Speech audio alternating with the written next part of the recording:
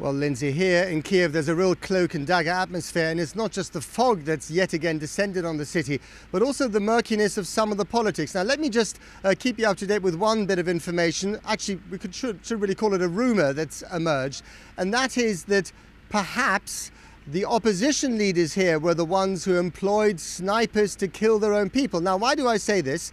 I say this because there's a leaked telephone conversation between Baroness Ashton, the EU Foreign Affairs Commissioner, and the Estonian Foreign Minister, in which he says to her that according to one of his sources here in Kiev, a woman that we know, in fact, a woman called Olga, who's a very famous medic, she said that opposition leaders actually paid snipers to kill their own people in order to foment the end of the Yanukovych regime.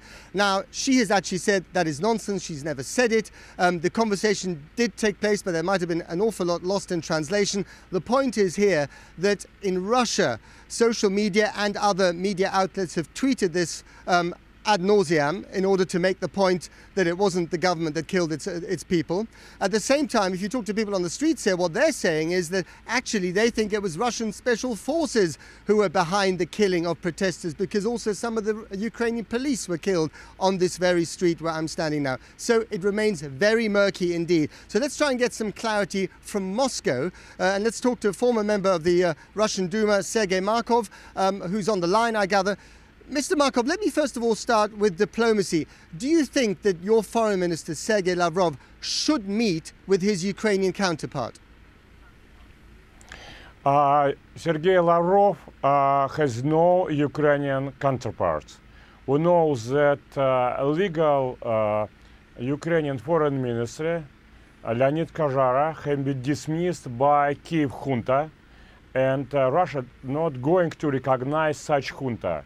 They took their power by force, absolutely legally, using terror against political opponent. And now we knew that snipers who were shooting was hired by opposition.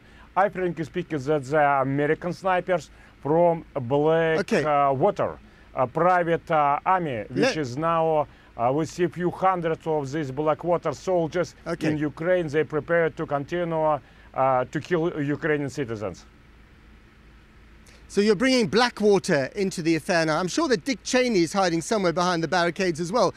Come on here, let's be serious. First of all, it is not a junta. It's serious. This government was sworn in, was elected by the Ukrainian Parliament, which was elected by the people. And secondly, there is absolutely no shred of evidence, including from the source that this story came from, that this is actually true. So as far as we're concerned, it's just garbage at the moment. Well, you know, you're talking much more than me, by the way. I think that Ukrainian Parliament legal, but all decisions of Ukrainian Parliament illegal, because in this decision, deputies, members of parliament from Communist Party and Party of Region not able to act freely because they are under threat of terror from neo-Nazist band which now occupy the center of Kiev, which is mostly called as Maidan. Maybe I can ask you how the leader of Communist Party could be free express his opinion if the headquarters of Communist Party had been destroyed, and even private house of the leader of Communist Party had been captured. How part of the regions can be vote freely if their headquarters had been destroyed, and many people and such their party buildings have been killed. Let me stop you. Why you interrupt me? Let me stop you. You want me to talk? I have been talking. To talk yourself. Yeah, you've talked for a long time. We're running out of time, and I have a very important question for you. I have talked to parliamentarians who belong to the Party of Regions. I'm not sure if you have, but I have talked to them, quite a lot of them in the last few days, and every single one of them told me that as far as they're concerned, there is no threat to them. There is no threat to ethnic Russians or even Russians living in eastern Ukraine. As far as they're concerned, and these are the people that you quote, this is all trumped up by Moscow. Either you are lying or they are lying. Because I ask Deputy Grushevsky, ask Deputy Tsarev, ask Deputy Simonenko. This is a specific name, and they will give you the right answer. How you can say about they're free? if maybe you know, in classical Nazi style, exactly as Hitler was made in 1933, militant opposition surrounded all parliamentary building by own aggressive crowd, and they create so-called corridor of shame. And all deputies should follow through this aggressive demonstration which is controlled by government. Either you think it's not the threat, and to fire your house, your personal house, it's not the threat, and to destroy your office and to kill your technical assistants, it's not the threat. What you are talking, you know? What is the threat? Only if you will be hung already on the gate, it's only this.